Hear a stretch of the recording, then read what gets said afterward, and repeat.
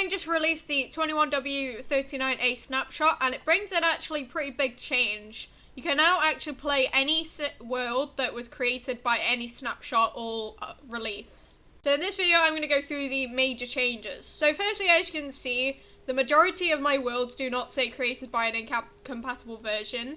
So you can actually load up any world that you want, even if it was created in something like the 20w51a Snapshot, or anything from sort of 1.16.4, or even, as you can see, I have a world here that was made in 1.12.2, and I could actually load this up and get the 1.18 blocks and all the features.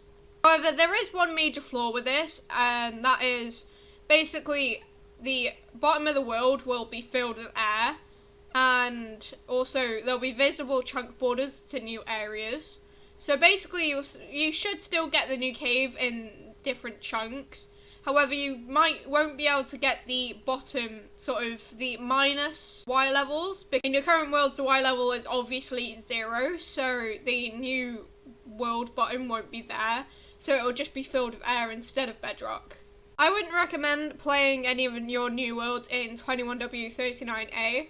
Instead, I'd recommend wait until either they manage to get the blending technology that they want to have in it, or just waiting for 1.18 to release altogether, because that way most of the bugs will be gone. Obviously there might still be some, but I just recommend waiting a little bit. So one of the other major changes is the new advancements. So some of the other main features are the new advancements. So for example, the first one is simply called Caves and Cliffs. So what you have to do is go from 319, which is the build limit, all the way down to the bottom of the world. And there you can see I got the advancement. All you have to do is just fall all that distance. It's not that hard, but obviously if you're playing in survival, then you'll need to get all the blocks needed. Second new advancement is Feels Like Home. So basically you have to, in the overworld, go into a stretch of lava that is 50 blocks. And yeah, basically you just have to travel with it. Obviously you need the warped fungus on a stick as well. And make sure you have that. And yeah, you just have to travel 50 blocks.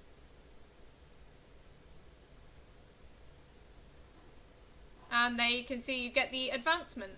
So the third advancement is called Star Trader. And basically what you have to do is you have to trade at the build height of 311. And obviously you'll need to replace one of your floor blocks with some sort of block like a lectern, which will give your villager a job.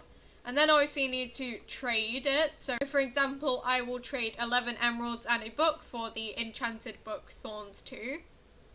And as soon as I trade, you get 2 advancements. You obviously get the water deal, which is trade with a villager, and you also get the new Star Trader, which is trade with a villager at the build height limit. And the final advancement requires you to be in a meadow, which you can recognise by the many flowers on a hill like this.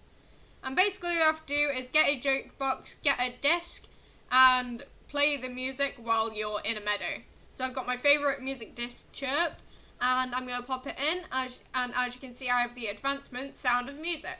So now for some of the more insignificant features.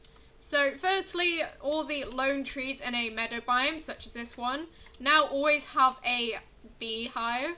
So if you're looking to get some honey, then the meadow biome is definitely the place to come. However, you will only get one of these one beehive in a meadow. You'll have to keep searching for these biomes, which obviously they can be pretty rare, but you might be able to find several in one world, considering they're infinite. So now the drowned mobs can spawn in aquifers inside dripstone caves. However, zombies don't actually spawn in the dripstone caves anymore, so that's actually kind of confusing because the drowned and the zombies are basically similar. Buried treasure chests can now contain water breathing potions, which I think is pretty good considering that obviously they're on a desert or a beach. The default brightness is now set to 50, however you can obviously still change it to whatever you like. And finally, effects have been redesigned. As you can see here, the advancement is now on the right instead of the left. And then finally there is the technical changes and bug fixes, but I'm not going to go through them because they are pretty complicated and just not generally interesting. But yeah, that's basically all of the features, so thanks for watching and I'll see you all later. Bye!